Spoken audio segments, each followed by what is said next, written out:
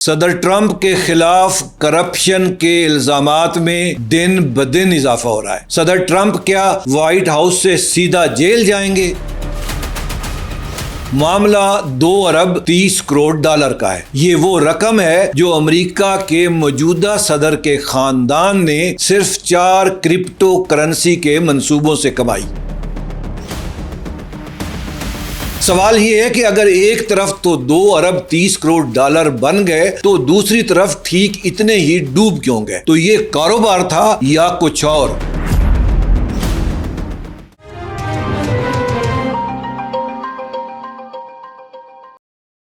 Time line میں خوش آمدید۔ میں ہوں اکرم نعیم بروکا۔ آج کی گفتگو کسی رائے پر نہیں، کاغذ ڈاکومنٹس پر کھڑی ہے۔ Reuters, Wall Street Journal, Financial Times, New York Times, Washington Post, Bloomberg, Forbes اور پرو ریپبلکا، دنیا کے 8 ایسے ادارے جن کی رپورٹنگ عدالتوں میں شہادت کے طور پر پیش ہوتی رہی ہے۔ ان سب نے الگ الگ اپنے اپنے طریقے سے ایک ہی سمت میں کھدائی کی ہے، اور جو نکلا ہے وہ کسی ایک سکینڈل کا قصہ نہیں ہے، یہ ایک پورے نظام کی بربادی کا نقشہ ہے۔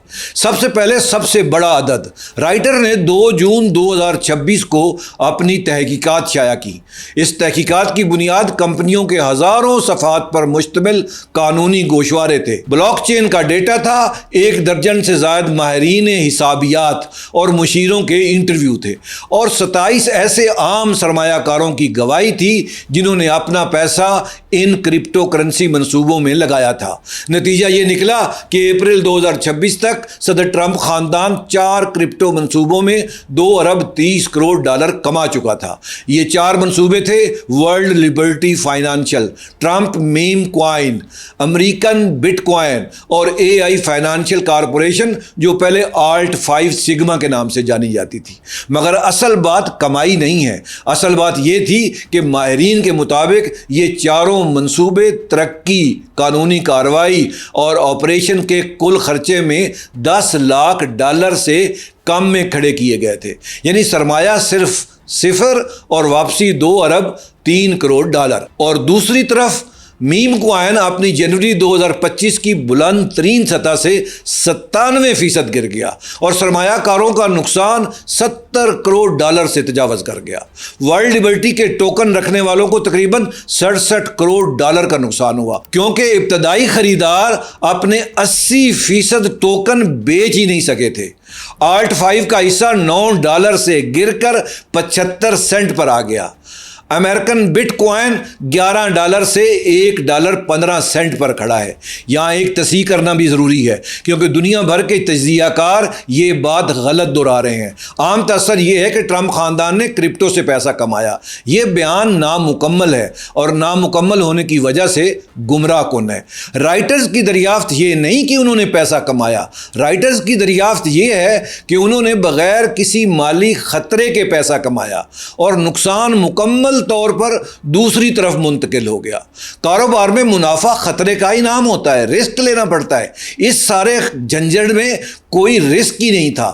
جہاں خطرہ نہ ہو اور منافع ہی منافع ہو، وہاں لین دین نہیں ہوتی، وہاں منتقلی ہوتی ہے۔ فائنانشل ٹائمز اس سے پہلے اکتوبر 2025 میں یہی حساب کتاب لگا چکا تھا۔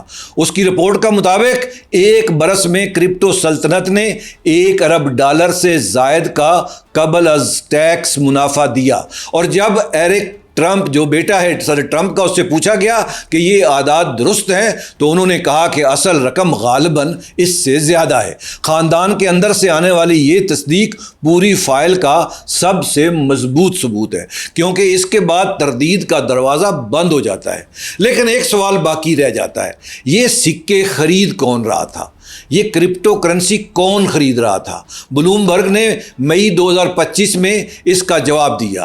میم کوائن کے سب سے بڑے خریداروں کے لیے ایک انعام رکھا گیا تھا، صدر کے ساتھ ورجینیا کے گولف کلب میں عشائیہ۔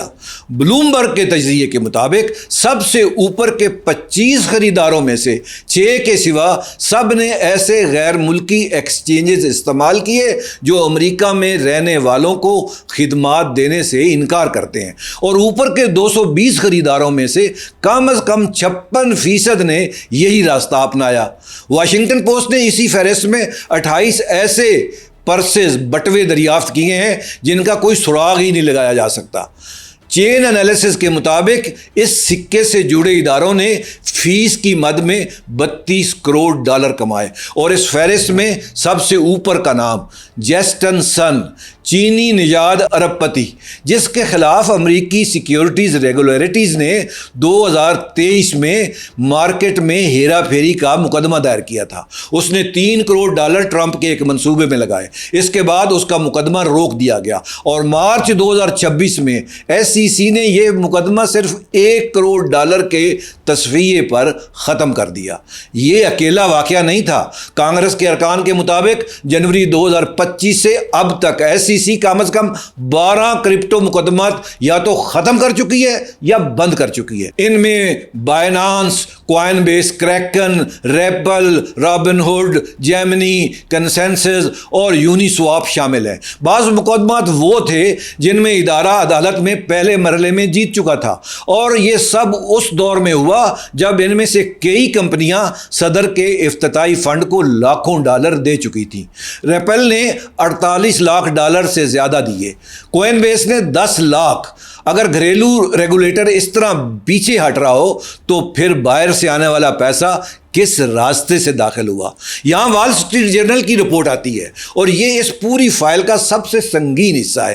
جرنل کے مطابق صدر ٹرمپ کی انتخابی فتح کے بعد بائنانس نے ایک اعلیٰ سطحی ٹاسک فورس بنائی تاکہ ورلڈ لبرٹی فائنینشیل کے ساتھ ایک سودا طے کیا جا سکے، اور اس سودے کا مقصد بائنانس کے بانی چانگ پینگ یاؤ کے لیے صدارتی معافی حاصل کرنا تھا۔ وال اسٹریٹ جرنل کے مطابق ورلڈ لبرٹی کا سکہ لانچ ہونے سے پہلے بائنانس نے 1 درجن سے زائد انجینئرز اس کی ٹیکنالوجی بنانے پر لگائے۔ اس کے بعد ابوظہبی کے سرکاری ادارے MGX نے بائنانس میں 2 ارب ڈالر کی سرمایہ کاری کی، اور یہ ادائیگی ڈالر میں نہیں، ورلڈ لبرٹی کے اپنے سکے USD1 میں ہوئی۔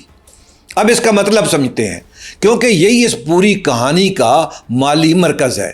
سٹیبل کوائن کے پیچھے امریکی خزانے کے بانڈز رکھے جاتے ہیں، اور ان بانڈز پر سود آتا ہے، اور وہ سود سکہ جاری کرنے والے کی جیب میں جاتا ہے۔ کانگریس کے تجزیہ کاروں کے مطابق صرف اس 2 ارب ڈالر کی وجہ سے ورلڈ لبرٹی کو سالانہ 8 کروڑ ڈالر تک کی آمدنی ہو سکتی ہے۔ یہ ایک بار کی فروخت نہیں، یہ ایک مستقل ہر سال دہرایا جانے والا مالی بہاؤ ہے جو ایک غیر ملکی حکومت کے سرمایے سے پیدا ہوتا ہے اور امریکہ کے سربراہ مملکت کے خاندان تک پہنچ جاتا ہے۔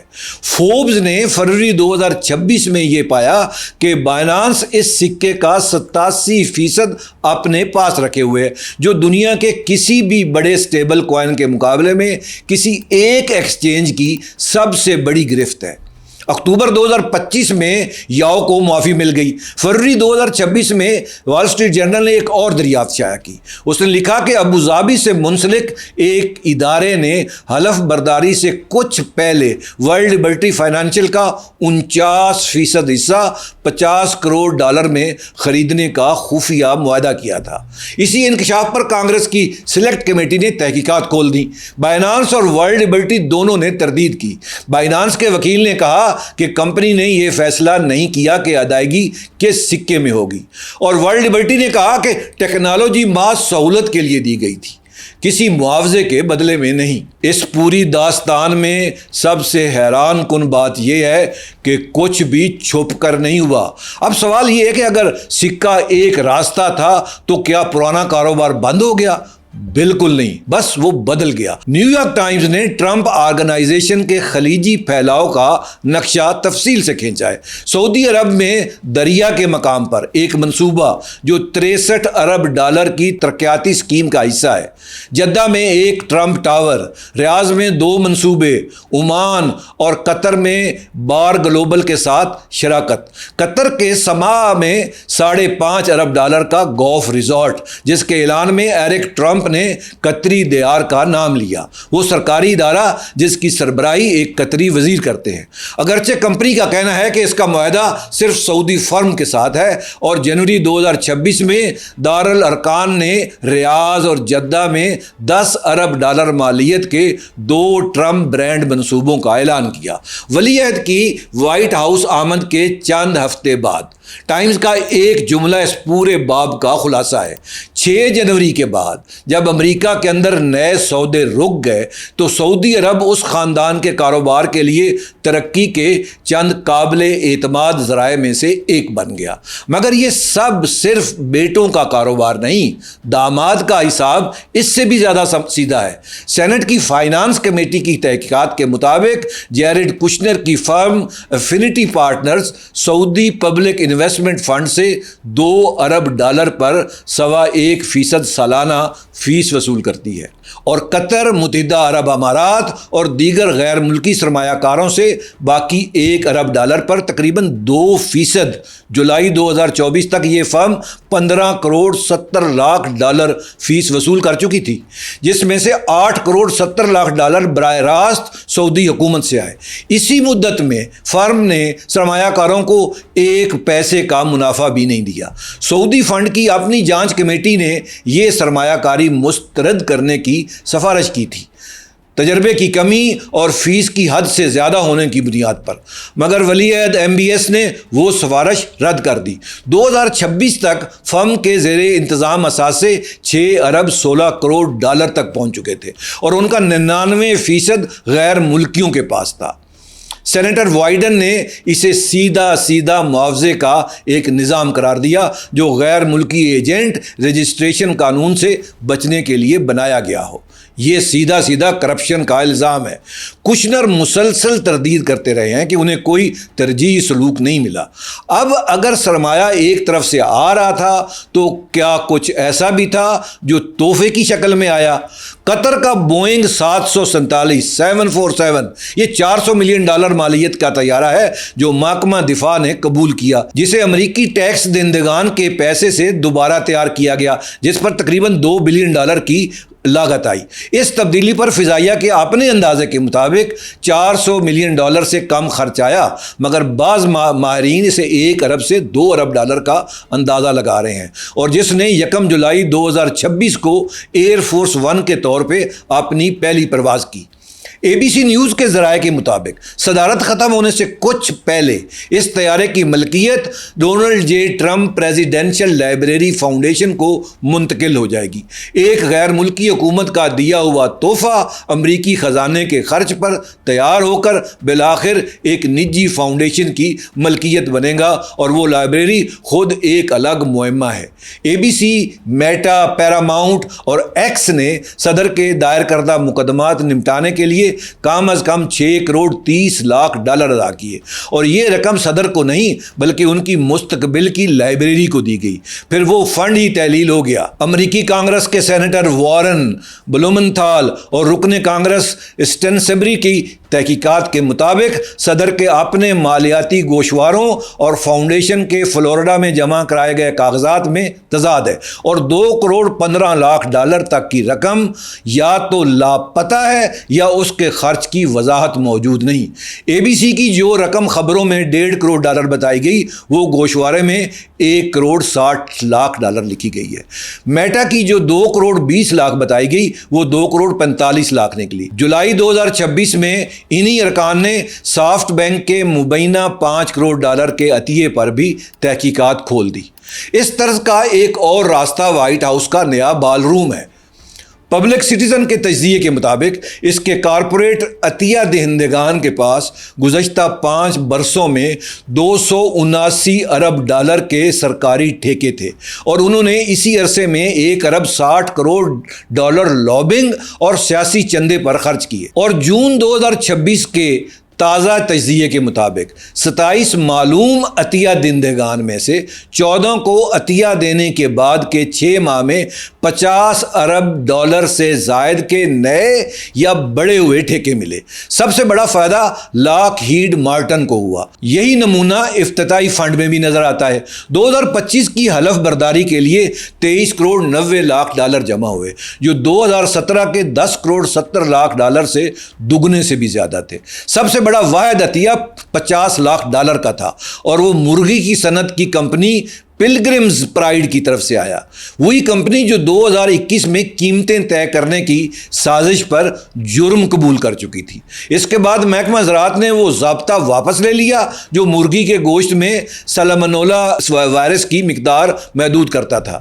یہ وہی ضابطہ جس کے بارے میں حکام کا اندازہ تھا کہ یہ سالمونیلا سے ہونے والی بیماریوں میں 25% کمی لائے گا، وہ قانون ہی واپس لے لیا گیا، اور یہ سب اس وقت ہو رہا تھا جب معافیوں کا اپنا ایک بازار کھل چکا تھا۔ پرو پبلکا کی تحقیقات کے مطابق صدر ٹرمپ کی دوسری مدت میں جو صدارتی معافیاں ملی ہیں بنیادی طور پر ان لوگوں کو ملی جن کی صدر یا اس کے قریبی حلقے تک رسائی تھی، اور بہت کم ایسے لوگوں کو ملی جو محکمہ انصاف کے مقرر کردہ معیار پر پورے اترتے تھے اور باقاعدہ درخواست دیتے تھے۔ کانگریس کے ارکان کے مطابق ان معافیوں نے میڈیکیئر اور ٹیکس فراڈ کے مقدمات میں وصول شدہ تقریباً $2 ارب کی رقم کالعدم کر دی۔ مئی 2026 میں 17 افراد کو خطوط بھیجے گئے تاکہ یہ معلوم کیا جا سکے کہ کیا معافی کے بدلے کوئی مالی لین دین تو نہیں ہوا۔ وائٹ ہاؤس کے ترجمان کا جواب یہ تھا کہ معافی کے لیے لابنگ پر پیسہ خرچ کرنے والا اپنا پیسہ ضائع کر رہا ہے۔ اس پوری داستان میں سب سے حیران کن بات یہ ہے کہ کچھ بھی چھپ کر نہیں ہو رہا۔ اب آخری حصے میں فوربس کا حساب دیکھ لیتے ہیں کیونکہ وہ اس ساری کہانی کا آڈٹ کرتا ہے۔ فوربس کے مطابق 2024 کے انتخابی سال سے پہلے صدر کی مالیت $2300 ملین تک گر چکی تھی۔ ستمبر 2025 میں یہ $7 ارب 23 کروڑ تک چلی گئی۔ مارچ 2026 کے تخمینے کے مطابق ایک سال میں 1 ارب 40 کروڑ کا اضافہ ہوا، جس میں کرپٹو سے 1 ارب 80 کروڑ، عدالت میں آدھے ارب کے فیصلے کے خاتمے سے 50 کروڑ اور لائسنسنگ سے $40 کروڑ شامل تھے۔ مگر فوربس نے نقصان بھی لکھا اور یہی اس حساب کو قابل اعتماد بناتا ہے۔ ٹرمپ میڈیا کی حصص کی قیمت میں 1 ارب 30 کروڑ کی کمی آئی۔ کمپنی نے 2025 میں صرف $36,80,000 کی آمدنی کے مقابلے میں $71 کروڑ 20 لاکھ کا خسارہ رپورٹ کیا۔ اس نے 11,542 بٹ کوائن اوسطاً $1,18,522 فی بٹ کوائن کے حساب سے خریدے اور بعد میں $75,000 سے کم پر بیچنے پر مجبور ہو گئی، اور دسمبر 2025 میں اس نے فیوژن انرجی کی کمپنی TEA ٹیکنالوجیز کے ساتھ $6 ارب سے زائد کے انضمام کا اعلان کیا، جس کی خبر پر حصص ایک ہی دن میں 33% سے اوپر بڑھ گئے۔ ادھر ٹرمپ موبائل کا معاملہ الگ ہے، جہاں کانگریس کے ارکان نے مواصلاتی ریگولیٹر کو خط لکھا کہ ایک ایسی صنعت میں صدر کے خاندان کا داخلہ جس کے ریگولیٹر کا سربراہ خود صدر مقرر کرتا ہے کیسے قابل قبول ہو سکتا ہے۔ اب اس سارے ڈھیر کو 4 سوالوں میں سمیٹنے کی کوشش کرتے ہیں کیونکہ اصل بحث یہیں سے شروع ہوتی ہے۔ پہلا یہ ہے کہ خطرے کی غیر موجودگی۔ رائٹر کی دریافت صرف یہ نہیں ہے کہ منافع ہوا، دریافت یہ ہے کہ سرمایہ تقریباً صفر تھا اور دوسری طرف کا نقصان تقریباً اتنا ہی تھا جتنا اس طرف کا منافع، یعنی اس میں کوئی رسک انوالو ہی نہیں تھا۔ جہاں خطرہ کسی اور کے کھاتے میں ہو اور منافع کسی اور کے، وہ تو کاروبار نہیں ہوتا۔ پھر دوسری بات یہ کہ اثاثے سے آلے تک کا سفر، عمارات بنانے کے لیے سرمایہ چاہیے، اجازت نامے چاہیے، وقت چاہیے، مقامی شراکت دار چاہیے، اور سکہ بنانے کے لیے ان میں سے کچھ بھی نہیں چاہیے۔ بٹ کوائن کے لیے کوئی فیکٹری نہیں چاہیے، اور اس کی آمدنی امریکی خزانے کے بانڈز پر سود کی شکل میں خود بخود آتی رہتی ہے۔ صدارت نے پرانے کاروبار کو زیادہ منافع بخش نہیں بنایا، صدارت نے ایک بالکل نئی قسم کے کاروبار کو ممکن بنایا۔ اور تیسری بات یہ ہے کہ ریاستی قطری اختیار کا ادائیگی کے راستے میں تبدیل ہو جانا، معافی، رکا ہوا مقدمہ، منظور ہو جانے والا انضمام، ملنے والے ٹھیکے، ختم ہو جانے والا ضابطہ، یہ سب وہ چیزیں ہیں جو صرف ایک حکومت دے سکتی ہے، اور اس فائل کے ہر ایک کیس میں ان کے مخالف سمت میں پیسہ حرکت کرتا نظر آتا ہے، کبھی لائبریری فنڈ میں، کبھی بال روم ٹرسٹ میں، کبھی بٹ کوائن میں، کبھی گولف کے لائسنس میں۔ اور پھر چوتھی اور آخری اہم بات یہ ہے کہ ہمارے خطے کے لیے یہ بہت اہم بات ہے، اماراتی، سعودی اور قطری خود مختار سرمایہ اب امریکی سربراہ مملکت کی ذاتی بیلنس شیٹ کے اندر موجود ہے۔ اس کا مطلب یہ ہے کہ چھوٹی ریاستوں کے لیے واشنگٹن تک رسائی کا حساب بالکل بدل چکا ہے۔ اب سوال یہ نہیں رہا کہ آپ کا مقدمہ کتنا مضبوط ہے، سوال تو یہ ہے کہ آپ کے پاس داخل ہونے کا دروازہ کون سا ہے۔ اور اب دوسری طرف کی بات کرتے ہیں، کیونکہ اس کے بغیر تجزیہ ادھورا رہے گا۔ ان 20 سے زائد تحقیقاتی رپورٹوں، جن میں سے اکثر کا میں نے ذکر کیا ہے، ان میں سے کسی ایک پر بھی آج تک کوئی عدالتی سزا نہیں ہوئی۔ امریکی وفاقی قانون میں مفادات کے ٹکراؤ کی دفعات صدر پر لاگو ہی نہیں ہوتی، تو امالومنٹس کی شک کبھی کسی برسر اقتدار صدر کے خلاف کامیابی سے بھی استعمال نہیں ہوئی۔ ٹرمپ آرگنائزیشن کا موقف ہے کہ اختیار بیٹوں کو منتقل ہو چکا ہے۔ بائنانس، ورلڈ لبرٹی، MGX اور کچنر سب نے تردید کی ہے، اور خود فوربس کے مطابق اس دولت کا بڑا حصہ ابھی صرف ڈاکومنٹس پہ ہے، جو ستمبر 2025 اور فروری 2026 کے درمیان ہی $80 کروڑ گر چکا ہے۔ جو شخص یہ الزام لگاتا ہے اسے یہ بھی بتانا ہوگا کہ کوئی حقیقی رشوت اتنے کھلے عام کیوں دی جائے گی، اور یہی وہ نقطہ ہے جہاں یہ ساری بحث پلٹ کر اپنی جگہ پر آ جاتی ہے۔ اس پوری داستان میں سب سے حیران کن بات یہ ہے کہ کچھ بھی چھپ کر نہیں ہوا، نہ تو سکہ چھپا، نہ عشائیہ چھپا، نہ لائبریری کے چیک چھپے، نہ بال روم کے عطیہ دہندگان کے نام چھپے، نہ طیارے کی منزل چھپی، نہ خلیج کے معاہدے چھپے۔ سب کچھ اعلان کے ساتھ ہوا، پریس ریلیز کے ساتھ ہوا، کیمرے کے سامنے ہوا، اور یہی اس کہانی کا اصل مضمون ہے۔ کرپشن کا پرانا تصور یہ تھا کہ پیسہ اندھیرے میں ہاتھ بانٹتا ہے، اندھیرے میں ہاتھ بدلتا ہے۔ یہاں سب کچھ ہو رہا ہے دن دہاڑے، اور سب سے گہری چیز یہ ہے کہ جب معیار ہی خود بدل جائے تو چھپانے کی ضرورت ہی نہیں رہتی۔ اس ساری فائل کا خلاصہ ایک جملے میں یہ ہے: مالی اعتبار سے یہ $2.30 کروڑ کی وہ منتقلی ہے جس میں منافع ایک طرف اور خطرہ مکمل طور پر دوسری طرف رہا۔ اخلاقی اعتبار سے یہ ریاستی اختیار کا ایک ادائیگی کے راستے میں تبدیل ہو جانا، جہاں معافی، ضابطہ اور ٹھیکہ سب قیمت لگانے لگتے ہیں، اور تاریخی اعتبار سے یہ وہی لمحہ ہے جب دنیا کی سب سے بڑی طاقت کے سربراہ کی ذاتی بیلنس شیٹ کے اندر خلیجی خود مختار سرمایہ دار بیٹھ گئے ہیں، اور اس کے بعد ہر چھوٹی ریاست کو بشمول پاکستان کے یہ نئے سرے سے سوچنا ہوگا کہ واشنگٹن تک پہنچنے کا راستہ اب کہاں سے گزرتا ہے۔ صدر ٹرمپ اپنی صدارت کی مدت ختم کر کے جیل جائیں گے یا ایک دفعہ پھر الیکشن لڑیں گے، یہ تو اب آنے والا وقت ہی بتائے گا۔ آپ اپنے پیاروں کا خیال رکھیے گا، اپنی رائے سے ضرور آگاہ کیجیے گا۔ اگلی ویڈیو تک اکرم نعیم بھروکا کو اجازت دیجیے۔ اللہ آپ کا حامی و ناصر ہو۔ خدا حافظ۔